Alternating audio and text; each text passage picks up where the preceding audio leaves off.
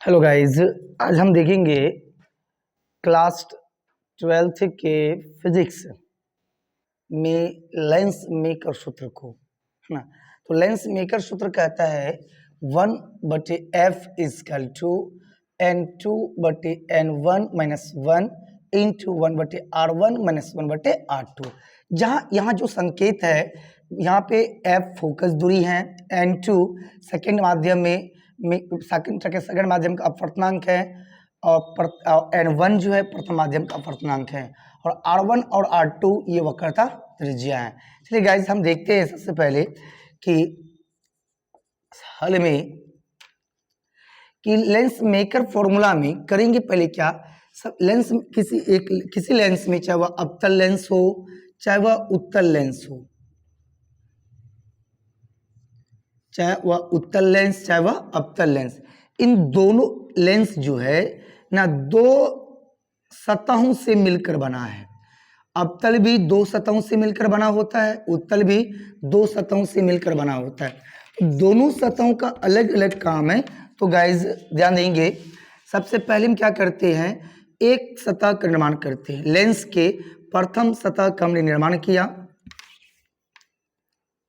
चूंकि लेंस दो सतहों से मिलकर बना होता है। और उसके बाद ये मैंने लेंस के लिए खींच दिया एक प्रिंसिपल एक्सिस, है ना। और ये इसका मान लो, अगर जहाँ एक सतह लेंगे तो ये दर्पण होगा, है ना। अगर दूसरा सतह इसके साथ क्लोज कर देंगे तो बन जाएगा आपका लेंस गाइस, है ना। सो यहाँ से एक वस्तु हमने रख दिया, एक वस्तु O है ऑब्जेक्ट, और बिंदुवत वस्तु से दो लाइट ट्रेवल करती है। एक लाइट जो है ना इस लेंस के प्रथम सतह पर मार दिया, और इससे पहले मान लेते गाइस, ये जो सतह के पहले जो है उसका मीडियम क्या है, रेरर मीडियम, और इस मीडियम का एब्सोल्यूट रिफ्रैक्टिव इंडेक्स मान लेते कितना, n1। और उसके पश्चात देखेंगे गाइस कि ये दूसरा सतह जो मैं कलर से चेंज कर दूं, ये दूसरा सतह है, और ये जो पूरा लेंस का अंदर का जो भाग है उसका जो मीडियम होगा वह होगा डेंसर मीडियम, और इस मीडियम का एब्सोल्यूट रिफ्रैक्टिव इंडेक्स हम मान लेते हैं कितना, n2। अर्थात लेंस का पूरा पार्ट जो है वह मीडियम कौन सा होगा, डेंसर मीडियम, और इसका एब्सोल्यूट रिफ्रैक्टिव इंडेक्स कितना मान लिया हमने, n2। और लेंस के दोनों तरफ अर्थात इस साइड भी और इस साइड भी हम मान लिए क्या मीडियम है, रेरर मीडियम, और इसका एब्सोल्यूट रिफ्रैक्टिव इंडेक्स कितना, n1 है। चलिए गाइज, तो निश्चित तौर पर आप कहेंगे कि ये जो भी ये मीडियम भी होगा रेरर मीडियम, ठीक है। और इस मीडियम का भी एब्सोल्यूट रिफ्रैक्टिव इंडेक्स कितना होगा, n1।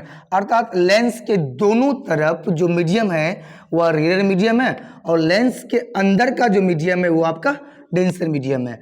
अब ध्यान देंगे गाइज कि यहाँ पर बिंदु O पर, अर्थात प्रधान अक्ष के बिंदु O पर मैंने एक ऑब्जेक्ट रखा। इन ऑब्जेक्ट से दो लाइटें ट्रेवल किया। एक लाइट जो है वह प्रिंसिपल एक्सिस के एलोन, जो लाइट ऑप्टिकल सेंटर से होकर क्रॉस करता है उस लाइट में किसी प्रकार का कोई डेविएशन नहीं होता है, अर्थात वह सीधी रेखा में गमन कर जाता है। चलिए, दूसरा लाइट कहाँ चला गया, ऑप्टिकल सेंटर से। अब देखेंगे, आप इस सतह को, इस पृष्ठ को आप भूल जाएं, आपके पास केवल अभी क्या है, एक ब्लैक सतह है, मैंने कलर दिया हुआ है। और इन सतह पर हम मानेंगे O से निकलने वाली दो किरणें, एक प्रिंसिपल एक्सिस के एलोन है और एक कोई किसी न्यूनकोण पर है।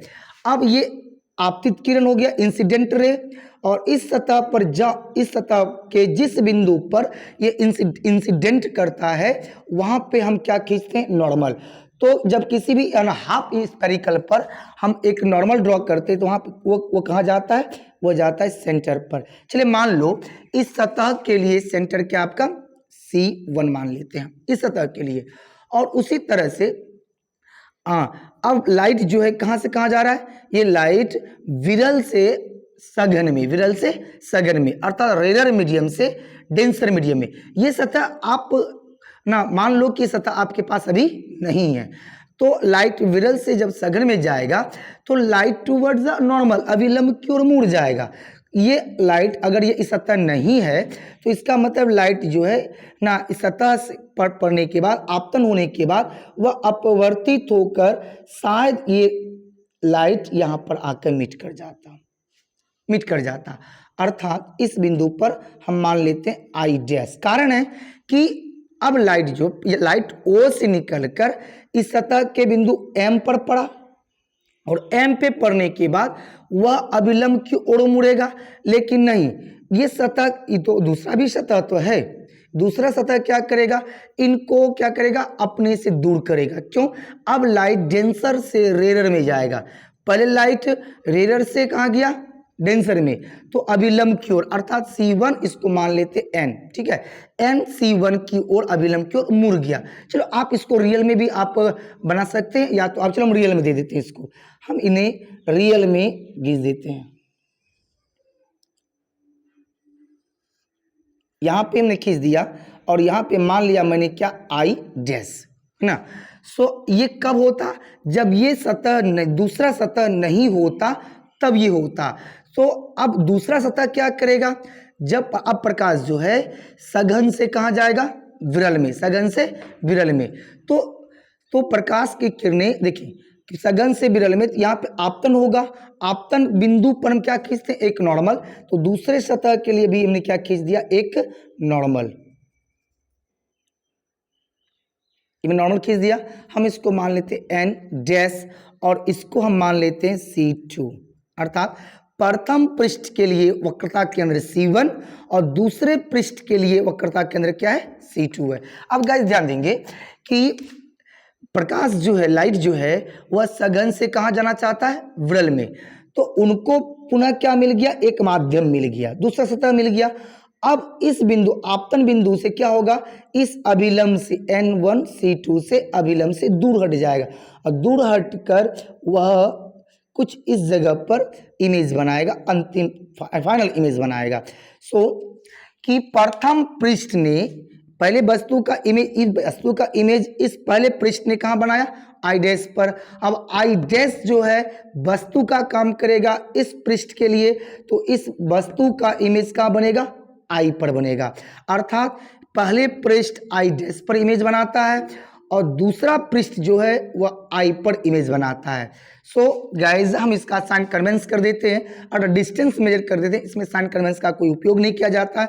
चलिए इससे पहले हम एक एपरेचर ऑफ लेंस का द्वारा खींच देते हैं। ये आपका ऑप्टिकल सेंटर हो गया।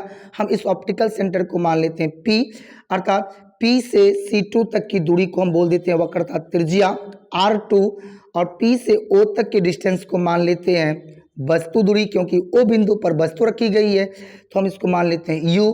फिर देखेंगे कि अब P से I डैश पर O प्रथम पृष्ठ ने क्या किया, इमेज बनाया है, तो यहाँ से हम डिस्टेंस को, दूरी को माप लेते हैं, डिस्टेंस को मेजर करते हैं, तो P से I डैश तक को हम बोलते हैं प्रतिबिंब की दूरी इस वस्तु के लिए, लेकिन इन प्रतिबिंब के लिए ये वस्तु है, सो इसको मान लिए V डैश। अब देखेंगे P से C1 तक की दूरी को मान लेते हैं क्या, हम मान लेते हैं R1, फिर P से I तक की दूरी को मान लेते हैं प्रतिबिंब की दूरी। क्लियर हो गया गाइज। चलिए हम इसको फिर से समझते हैं गाइज कि हमारा एक लेंस है और इस लेंस में हम पृष्ठ मान लेते हैं प्रथम पृष्ठ, ये आपका दूसरा पृष्ठ है, कि इस लेंस के ना, यह लेंस का जो मीडियम है डेंसर मीडियम है और इस लेंस का एब्सोल्यूट रिफ्रैक्टिव इंडेक्स N2 है और इनके दोनों साइड जो है रेयर मीडियम है और इस मीडियम का एब्सोल्यूट रिफ्रैक्टिव इंडेक्स कितना माने हमने, N1 माना। और इसके प्रधान अक्ष पर मैंने बिंदुवत वस्तु O रखा, O से दो लाइट निकला, एक प्रिंसिपल एक्सिस के एलोन निकला और दूसरा जो है हम किसी एंगल पे मारे हैं। प्रथम पृष्ठ पे पड़ने के बाद वहां पे बिंदु M पर आपतन हुआ और आपतन होने के बाद जो है वह वहां पे हमने क्या किया, NC2। जब भी हम किसी भी स्फेरिकल में नॉर्मल ड्रॉ करते हैं वह सेंटर पे जाता है, तो मैंने M बिंदु पर एक नॉर्मल ड्रॉ किया, तो ये हो गया आपका NC1 नॉर्मल इस पृष्ठ के लिए। अब लाइट जो है विरल से सघन में जाएगा, तो अगर ये पृष्ठ नहीं होता तो ये बेंड करते हुए आई डैश पर पहुंचता, तो इस वस्तु का इमेज कहां बन जाता, आई डैश पर।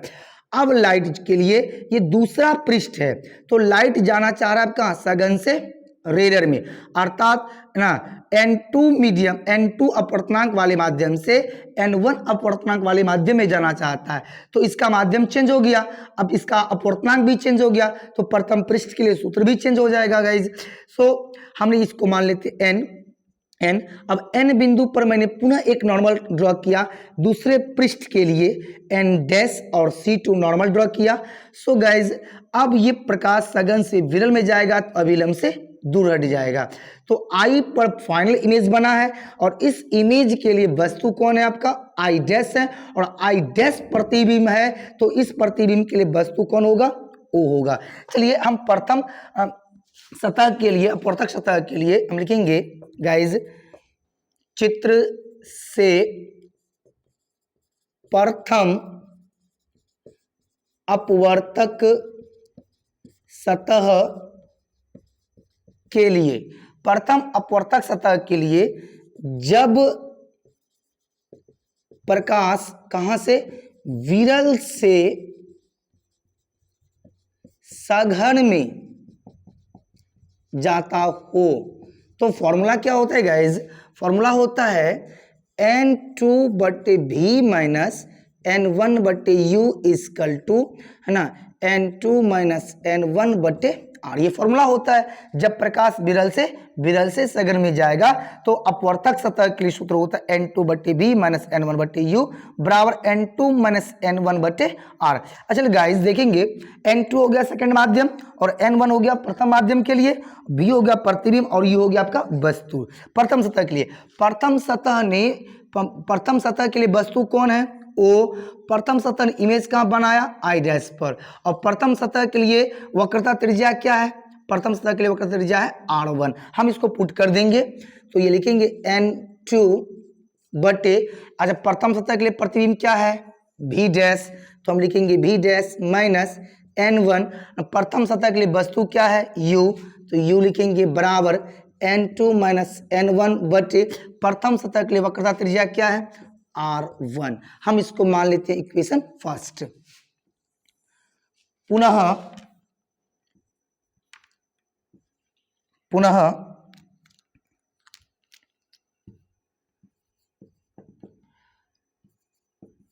द्वितीय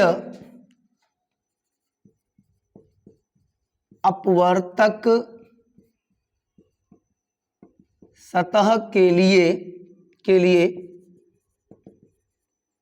जब प्रकाश अब सघन से जाएगा प्रकाश में, सघन से जाएगा विरल में, जब प्रकाश सघन से विरल में जाता हो तो फॉर्मूला क्या होगा, इसका मीडियम चेंज हो गया, पहले जा रहा था विरल से सघन में, अब जाएगा कहां से, सघन से विरल में, अर्थात इन्हीं सूत्रों को चेंज कर देंगे, N2 के स्थान पे N1 और N1 के स्थान पे N2 चेंज कर देना है। सो फॉर्मूला तब हो जाएगा गाइज N1/V माइनस N2/U बराबर होगा फॉर्मूला कि N1 माइनस N2/R। देखिए गाइस हमने क्या किया, चेंज किया मीडियम को, N2 के स्थान पे N1 रखा, N1 के स्थान पे N2 रखा, N2 के स्थान पे N1 रखा, N1 के स्थान पे N2 रखा। अब इसको हम पुट करेंगे, सो N1 इस, अब देखिए द्वितीय अपवर्तक सतह के लिए ये दूसरा अपवर्तक सतह है, इस दूसरे अपवर्तक सतह के लिए प्रतिबिंब कहाँ बना है, I पर, और P से I तक को क्या लिए है, V, तो V माइनस लिखेंगे N2 बटे, अब इस प्रतिबिंब के लिए वस्तु कौन है, I डैश के लिए हमने क्या लिखा है, V डैश, तो लिखेंगे V dash equal to N1 minus N2 बटे दूसरे सतह के लिए अपवर्तक वक्रता त्रिज्या क्या है, R2, हम लिखेंगे गाइज R2, इसको मान लेंगे समीकरण सेकंड। हम ऐड कर देंगे समीकरण फर्स्ट प्लस सेकेंड से, फर्स्ट प्लस सेकेंड क्या आपका फर्स्ट है N2 बटे V माइनस N1 बटे U प्लस करना है सेकेंड का n1/v minus n2/v dash is कल टू होगा आपका ना,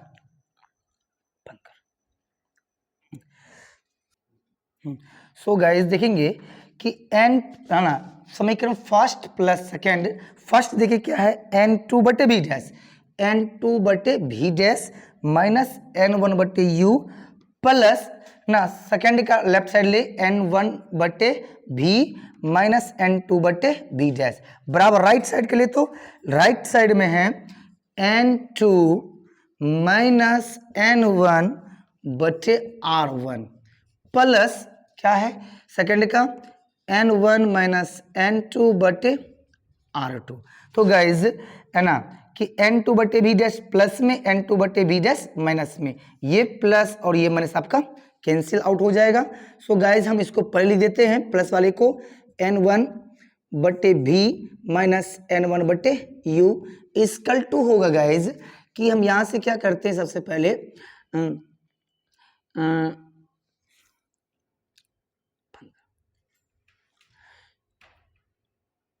तो गाइज एन क्या लिखे हमने प्लस वाले को पहले n1/v minus n1/u equal to, अच्छा गाइज क्या करते n2 माइनस n1/r1, जब प्लस है यहाँ से माइनस कॉमन ले लेते हैं, यहाँ से माइनस कॉमन लेंगे तो n2 माइनस n1/ क्या हो जाएगा r2, या हम गाइज लिखेंगे है ना कि इसको अब मिटाना, तो guys n1/v minus n1/u equal to, अच्छा n2 माइनस n1/r1 लिखेंगे, प्लस माइनस को माइनस में चेंज कर देंगे, आपके पास बचा रहेगा n2 माइनस n1/r2, या आप इसको लिखेंगे guys n1/v minus n1/u equal to n2 minus n1 को कॉमन आउट कर लेते हैं, यहाँ से n2 माइनस n1 को कॉमन आउट किए, बच गया 1/r1 माइनस 1/r2।